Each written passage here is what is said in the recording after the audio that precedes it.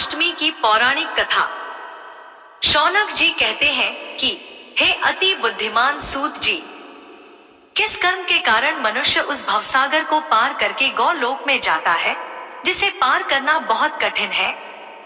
और हे सूत जी, राधा अष्टमी तथा उसके उत्तम महात्म के विषय में बताइए। सूत जी कहते हैं कि हे ब्राह्मण श्रेष्ठ, पूर्व काल में नारद जी ने ब्रह्मा जी से यही प्रश्न पूछा था। मैं आपको वही कथा सुनाता हूँ। नारद जी ने कहा कि हे पितामह, हे परम बुद्धिमान, हे समस्त पवित्र शास्त्रों के ज्ञाताओं में श्रेष्ठ, मुझे राधा अष्टमी के विषय में बताइए। हे प्रभु, इसका धार्मिक फल क्या है? प्राचीन काल में इसका व्रत किसने किया था? जो मनुष्य राधा अष्टमी का व्रत नहीं करते, उन्हें क्या पाप लगता है? व्रत का पालन किस प्रकार किया जाता है? मुझे आदि काल से लेकर अब तक वह सब बताइए जिससे राधा जी का जन्म हुआ था। ब्रह्मा जी कहते हैं कि हे नारद, भगवान विष्णु जी के अतिरिक्त अन्य कोई भी इसका पुण्य फल नहीं बता सकता है। ब्रह्मा जी के कहने का अर्थ यह है कि यह पुण्य फल है, इसे भगवान विष्णु ही बता सकते हैं। इस सृष्टि में और कोई इसके योग्य नहीं है। इसे बताने में करोड़ों योनियों से अर्जित किया हुआ ब्रह्मा हत्या जैसा पाप भक्ति पूर्वक व्रत करने से क्षण भर में नष्ट हो जाता है। 1000 एकादशियों का व्रत करने से जो फल मिलता है, उससे राधा अष्टमी का धार्मिक पुण्य 100 गुना अधिक है। जो पुण्य 1000 कुंवारियों के विवाह से प्राप्त होता है, यानी 1000 कन्यादान करने से जो पुण्य फल मिलता है, वह राधा अष्टमी का व्रत एक बार करने से मिल जाता है। अगर पापी मनुष्य भी इस व्रत को भोग पूर्वक या भक्ति पूर्वक करता है, वह भी अपने 1 करोड़ परिवार के सदस्यों के साथ भगवान विष्णु के स्वर्ग में जाता है। ब्रह्मा जी नारद जी से कहते हैं कि हे नारद, सतयुग में पूर्व काल में एक उत्तम अत्यंत सुंदरी स्त्री थी, जिसकी आंखें हिरणी के समान थी, जिसका रूप मनमोहक था। उसका नाम लीलावती था। उसने बड़े भारी पाप किए थे।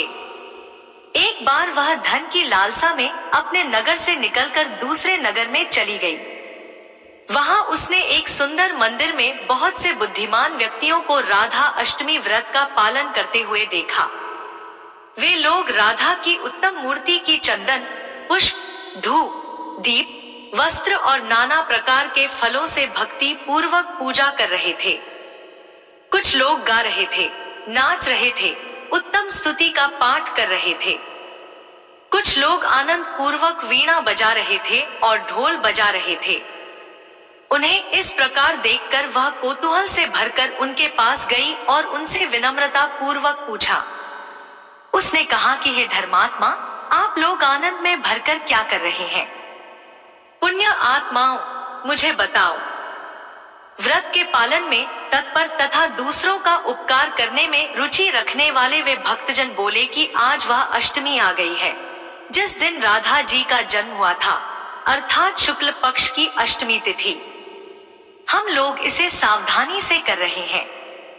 इस प्रकार किया जाने वाला यह अष्टमी व्रत मनुष्य के पापों को शीघ्र ही नष्ट कर देता है, जैसे गौ हत्या, चोरी, ब्राह्मण हत्या, परस्त्री गमन, गुरु का अपमान, पत्नी का अपमान आदि पाप जो किए गए हैं, वह राधा अष्टमी के व्रत से नष्ट हो जाता है। उन भक्तों के वचन सुनकर और बार बार यह सोचकर कि मैं सब पापों को नष्ट करने वाले इस व्रत को करूंगी, उसने व्रत करने वालों के साथ वहीं उस उत्तम व्रत का पालन किया। समय आने पर वह पतिव्रता स्त्री सर्प के डसने से मर गई। तब यमराज की आज्ञा से पाश और हथौड़े लेकर यम के दूत वहां आए और उसे बहुत कष्ट देकर बांध दिया।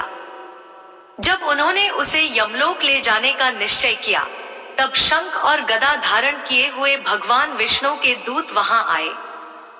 वे अपने साथ सोने का बना हुआ शुभ विमान लाए थे, जिसमें राजसी हंस जुड़े हुए थे। उन्होंने चक्रों के किनारों से पाश को तुरंत काटकर उस पाप रहित स्त्री को रथ में बुला लिया। वे उसे विष्णु जी के मनोहर नगर गोलोक में ले गए। जहां व्रत की अनुकूलता के कारण वह भगवान श्री कृष्ण और राधा रानी के साथ रहने लगी। हे नारद, जो मूर्ख मनुष्य राधा अष्टमी का व्रत नहीं करता, उसे सैकड़ों करोड़ों कल्पों तक भी नरक से मुक्ति नहीं मिलती। जो भी स्त्रियां राधा अष्टमी के इस व्रत को नहीं करती, वे अंत में यम के नगर में जाती हैं और दीर्घ काल तक नरक में पड़ी रहती हैं। यदि संयोग से उन्हें पृथ्वी पर जन्म मिल भी जाए, तो वे अवश्य ही विधवा हो जाती है। हे नारद, एक बार यह पृथ्वी दुष्टों के समूहों से आक्रांत हो गई थी। वह अत्यंत असहाय होकर गाय बन गई और मेरे पास रोती हुई आई थी और उसने मुझसे अपना दुख कहा। उसके वचन सुनकर मैं भगवान कृष्ण के समीप गया। मैंने तुरंत ही भगवान कृष्ण को उसके दुख की तीव्रता बताई। उन्होंने मुझसे कहा कि हे ब्रह्मा, तुम देवताओं के साथ पृथ्वी पर जाओ, तत्पश्चात मैं भी अपने सेवकों के साथ वहां जाऊंगा। यह सुनकर मैं देवताओं के साथ पृथ्वी पर आया। तब भगवान कृष्ण ने अपने प्राणों से भी प्रिय राधा जी से कहा कि हे देवी, मैं पृथ्वी का भार हरने के लिए पृथ्वी पर जा रहा हूँ, तुम भी पृथ्वी पर आओ। यह सुनकर राधा भी पृथ्वी पर चली गई। वहां राधिका भाद्रपद मास के शुक्ल पक्ष की अष्टमी तिथि को वृषभानु की यज्ञ भूमि पर दिन के समय उत्पन्न हुई। राधा यज्ञ के लिए शुद्ध होने पर वह दिव्य रूप वाली दिखाई दी। राजा प्रसन्न होकर उसे अपने घर ले गया और अपनी रानी को सौंप दिया। उस रानी ने उनका पालन पोषण किया। इस प्रकार है नारद, जो बातें मैंने तुमसे कही हैं, उन्हें गुप्त रखना है। सूत जी ने कहा कि जो मनुष्य भक्ति पूर्वक इस व्रत कथा को सुनता है, जो चारों पुरुषार्थ का फल देने वाला है, वह समस्त पापों से मुक्त होकर अंत में भगवान विष्णु के घर जाता है।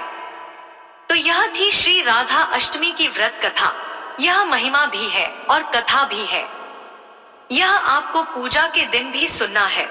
जिस दिन राधा अष्टमी हो, आप लोग राधा अष्टमी के दिन राधा जी का पूजन करें। तो उस दिन भी इस व्रत कथा को आप लोग अवश्य सुन लीजिएगा। जय श्री कृष्णा, राधे राधे। अब आइए सुनते हैं लाडली जी की मनोकामनाओं को पूरी करने वाली कथा। केतकी का पति और केतकी ठाकुर जी और किशोरी जी को बहुत मानते थे और उनकी कृपा से उनके घर जुड़वा लड़कों ने जन्म लिया। जुड़वा बच्चों को पाकर केतकी और उसका पति अत्यंत प्रसन्न हुए। जब दोनों बच्चे 1 साल के हुए, तो वे उन्हें माथा टेकाने के लिए बरसाना धाम जाने के लिए तैयार हुए। केतकी का पति बहुत ही संपन्न व्यक्ति था। ठाकुर जी के नाम के साथ साथ उसके पास धन की कोई कमी नहीं थी। जिस गाड़ी से उन्होंने बरसाना धाम जाना था, वह गाड़ी अचानक से काफी विलंब से चलने लगी।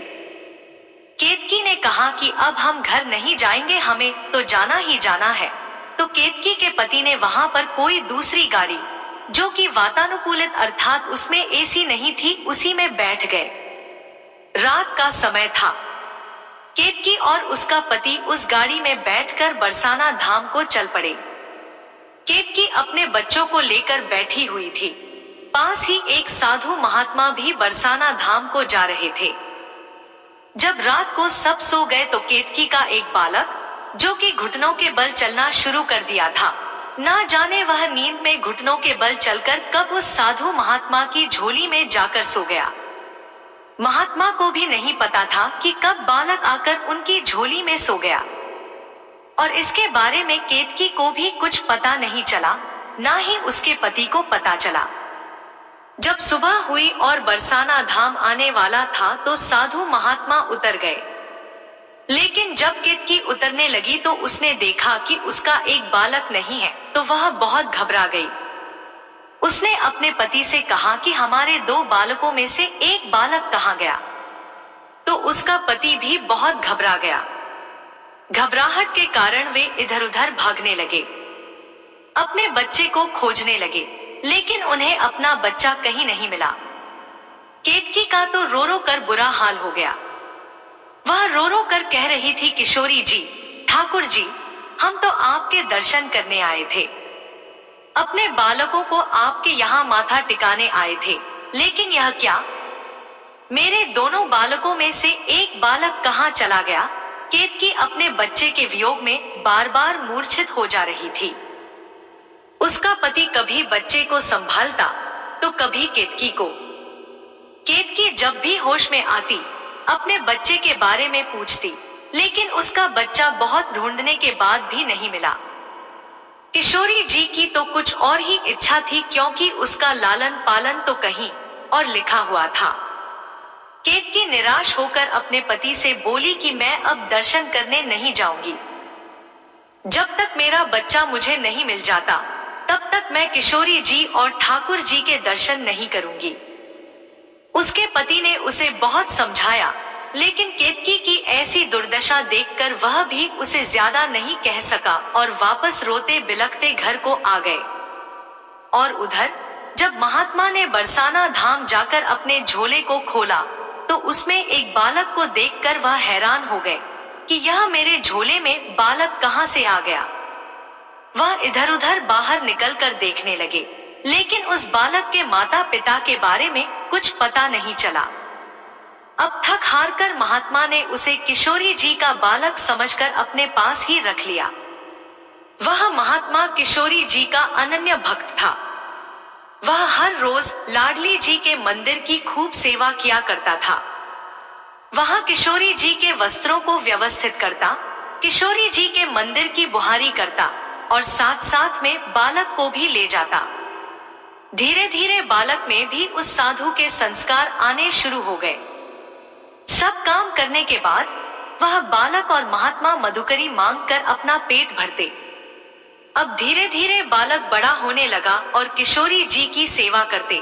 उसे किशोरी जी की हर आदत के बारे में पता चल गया था। कब किशोरी जी प्रसन्न है? किशोरी जी को आज कौन सा वस्त्र धारण करने का मन कर रहा है, कौन सा भोजन पाने का मन कर रहा है, उसे किशोरी जी के हाव भाव से पता चल जाता था। तो वह गुसाई जी से बोलता, किशोरी जी को आज यह भोजन का भोग लगाएं, यह वस्त्र धारण कराएं। गुसाई जी उसका सब कहना मानते थे और उसे किशोरी जी का बेटा कहते थे। अब वह बालक 12 वर्ष का हो चुका था। केतकी अब तक अपने बेटे को नहीं भूल पाई थी और न ही वह कभी उसके बाद लाडली जी के दर्शन करने गई थी। एक दिन केतकी के पति को बरसाना धाम के पास ही किसी काम में जाना था, तो वह वहां पर गया। उसकी बहुत इच्छा हुई कि आज किशोरी जी का दर्शन किया जाए। केतकी को बिना बताए ही वह किशोरी जी के दर्शन करने चला गया। जब वह वहां पर लाडली जी के दर्शन कर रहा था, तभी उसे वहां पर एक बालक दिखाई दिया। उसे लगा कि इस बालक को मैंने कहीं देखा है, क्योंकि जुड़वा होने के कारण उसके बेटे की शक्ल उस लड़के से मिलती जुलती थी।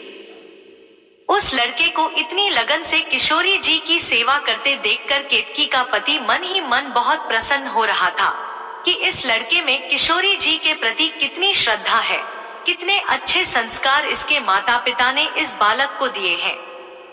तभी वहां पर वही महात्मा आकर उस बालक को बोले, चलो बेटा, मधुकरी का समय हो गया है, चलो मांग कर लाते हैं। केतकी के पति ने देखा कि क्या यह लड़का इस साधु महात्मा का बेटा है। वह जाकर उस साधु महात्मा से बोला, बाबा, क्या यह आपका बालक है? आपने इसको कितने अच्छे संस्कार दिए हैं। बाबा ने केतकी के पति को झुककर राधे राधे कहा और कहा कि मैं इसका पिता नहीं हूँ, इसके माता पिता तो किशोरी जी और लाल जी हैं। मैं तो सिर्फ इसका नाम का बाबा हूँ। इसे किशोरी जी ने मेरी झोली में डाला था। केतकी का पति बोला, मैं कुछ समझा नहीं बाबा। महात्मा जी बोले, मैं लाडली जी के प्रांगण में खड़ा हूँ, इसलिए झूठ नहीं बोलूंगा। उसने बताया कि कैसे उसे बालक गाड़ी में से उसकी झोली में मिला था। केतकी का पति यह सुनकर हैरान हो गया। उसने महात्मा जी से कहा, आप कृपा करके सब कुछ विस्तार से बताएं। बाबा ने बताया कि आज से 12 साल पहले कैसे यह बालक उन्हें मिला था। तब यह बालक 1 साल का था। यह बात सुनकर केतकी का पति काफी देर चुप रहा। उसे कुछ सूझ नहीं रहा था। वह कभी बालक को देखता तो कभी साधु महात्मा को और कभी किशोरी जी की तरफ देखता। यह कैसी लीला है? किशोरी जी, एक दिन ऐसा था कि आपने हमारा बालक हमसे छीन लिया था और आज इतने वर्षों बाद इस रूप में मेरा बालक मेरे सामने आएगा, यह तो मैंने सोचा भी नहीं था। उसने बाबा को बताया कि उस समय वह और उसकी पत्नी उस गाड़ी में सफर कर रहे थे, तभी उनका एक बालक गुम हो गया था। तब से उसकी पत्नी का बहुत बुरा हाल है। महात्मा ने कहा, यह किशोरी जी की लीला है, किसको कहाँ पलना है यह तो वही जाने। केतकी का पति झोली फैलाकर उस बाबा के चरणों में पड़ गया और कहने लगा, कृपा मेरा बालक मुझे वापस दे दो बाबा। मेरी पत्नी इसका इंतजार करते करते बहुत बीमार हो गई है। महात्मा ने कहा, यह मेरा बालक नहीं है, यह तो किशोरी जी का बच्चा है। आप लाडली जी से आज्ञा लेकर इसे ले जा सकते हैं। उस बालक को जब पता चला कि मैं इस महात्मा का नहीं बल्कि जो व्यक्ति सामने खड़ा है उनका बालक हूँ, तो उसे विश्वास ही नहीं हुआ। जब महात्मा ने उसे दोबारा कहा कि यह तुम्हारे पिताजी हैं, आज से तुम उसके साथ रहोगे, तो वह एकदम से अपनी जगह से थोड़ा पीछे हटता हुआ बोला, नहीं नहीं बाबा, मैं लाडली जी और आपको छोड़कर कहीं नहीं जाऊंगा। लेकिन महात्मा ने कहा, बेटा, तुम्हारी जन्म देने वाली माता तुम्हारा इंतजार कर रही है। उस बालक को महात्मा ने इतने अच्छे संस्कार दिए थे कि वह अपने पिताजी और माता की व्यथा को सुनकर उसका मन पसीज गया। किशोरी जी की आज्ञा लेकर वह अपने पिता के साथ अपने घर चला गया। अपने खोए बेटे को अपने सामने पाकर केतकी को विश्वास ही नहीं हो रहा था। जब उसके पति ने उसे विश्वास दिलाया कि यह हमारा ही बेटा है और कैसे वह महात्मा के झोले में चला गया था, तो फिर केतकी ने अपने बेटे को बहुत प्यार किया। अब उसका बेटा वहीं रहने लगा, लेकिन उसका मन तो किशोरी जी के चरणों में लगा हुआ था। उसका यहाँ पर रहना बहुत मुश्किल हो रहा था। उसे बाबा और किशोरी जी की बहुत याद आ रही थी, लेकिन वह अपने माता पिता को भी दुखी नहीं करना चाहता था। अब उसके पिता ने उसे पढ़ने के लिए स्कूल में दाखिल करवा दिया, लेकिन पढ़ाई में उसका बिल्कुल ध्यान नहीं लगता था। जब भी वह कभी अपनी कॉपी किताबों को खोलता, तो उसे बस किशोरी जी और ठाकुर जी कभी नृत्य करते नजर आते तो कभी निकुंज में विहार करते नजर आते। वह अपनी किताबों को देख देख कर आंसू बहाता रहता, लेकिन किसी को पता नहीं लगने देता। परीक्षा के दिनों में जब भी वह परीक्षा देता, तो उसे कुछ नहीं समझ आता कि वह क्या लिख रहा है। उसे तो बस हर जगह किशोरी जी ही नजर आती। उसकी आंखों से आंसू बहते जाते। आंसुओं से ना जाने क्या लिखा जाता कि वह हर कक्षा में पास हो जाता। अपने माता पिता के घर आने के बावजूद भी वह अपने कमरे में नियम से सुबह 4 बजे उठकर किशोरी जी का ध्यान करता और मानसिक रूप से किशोरी जी के प्रांगण की सौम्य सेवा करता। किशोरी जी के वस्त्रों को व्यवस्थित करके रखता, किशोरी जी को स्नान करवाता, किशोरी जी को नए वस्त्र धारण करवाता, उनकी इत्र सेवा करता। इत्र सेवा करने के बाद उसके हाथों पर लगा हुआ इत्र वह अपने वस्त्रों से पोंछ लेता था। वह किशोरी जी की मानसिक रूप से सेवा करता, लेकिन जब उसका ध्यान टूटता तो सचमुच उसके वस्त्रों में से किशोरी जी के इत्र की सुगंध आ रही होती थी।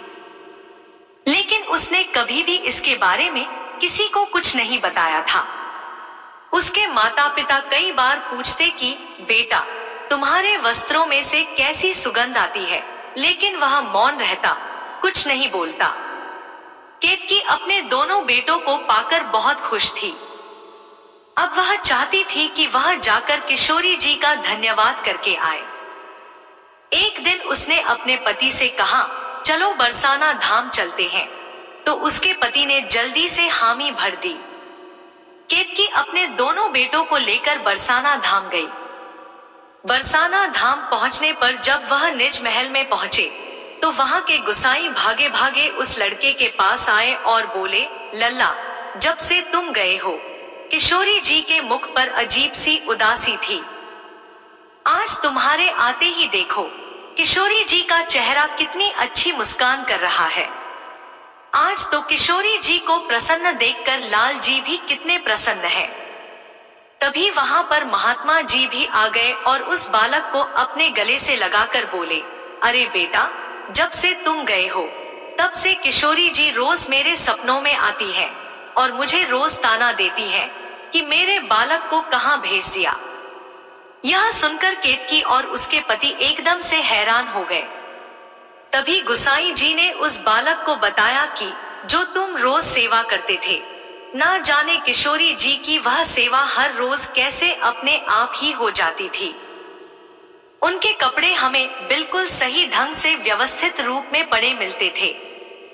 उनके कपड़े धुले हुए मिलते थे। ना जाने तुम्हारी कमी कौन पूरा कर जाता था। वह बालक एकदम से हैरान हो गया कि क्या मेरी मानसिक रूप से की गई सेवा भी किशोरी जी ने स्वीकार की। केतकी और उसके पति ने देखा कि वास्तव में आज किशोरी जी और लाल जी अति प्रसन्न मुद्रा में उसके बेटे को निहार रहे हैं। ऐसा लग रहा था जैसे वे बाहें फैलाकर उसे गले लगाना चाहते हैं। किशोरी जी की ऐसी ममता अपने बेटे के प्रति देखकर केतकी की आंखों से अश्रुधारा बहने लगी। वह कहने लगी, मैं कितनी सौभाग्यशाली हूँ कि मेरे बेटे को किशोरी जी ने अपनाया है। मेरा बेटा जो मेरे पास केवल 1 साल रहा, मेरा उसके बिना रो रो कर बुरा हाल था, लेकिन यह तो किशोरी जी के पास 12 साल रहा है। किशोरी जी तो उसकी माँ बन चुकी है, तो किशोरी जी को भी इस बालक की याद तो आती ही होगी। उसने किशोरी जी के चरणों में जाकर उनसे क्षमा मांगी और कहा, हे लाडली जी, मुझे क्षमा कर दो। यह मेरा पुत्र नहीं, यह आपका ही पुत्र है। आज से यह आपकी सेवा में रहेगा। आप ही इसकी माता है। बस अपनी कृपा दृष्टि हम सब पर बनाए रखना। मैं धन्य हो गई कि आपने मेरे लाल को अपना लाला माना और उसे इतने अच्छे संस्कार दिए। आज किशोरी जी के प्रांगण में एक अजीब तरह की धूम थी। शायद किशोरी जी को अपना पुत्र वापस प्राप्ति की खुशी थी। आज हर तरफ राधे राधे का जाप हो रहा था। आज केतकी भी खुश थी, वह बालक भी खुश था, लाडली जी भी खुश थी और चारों तरफ खुशी का माहौल था। जय हो मेरी ममतामयी करुणामयी लाडली जी सरकार। राधे राधे तो बोलना ही पड़ेगा। जय जय श्री राधे। अगर वीडियो पसंद आई तो हमारे चैनल को सब्सक्राइब करें और कमेंट में राधे राधे लिखना ना भूलें। धन्यवाद।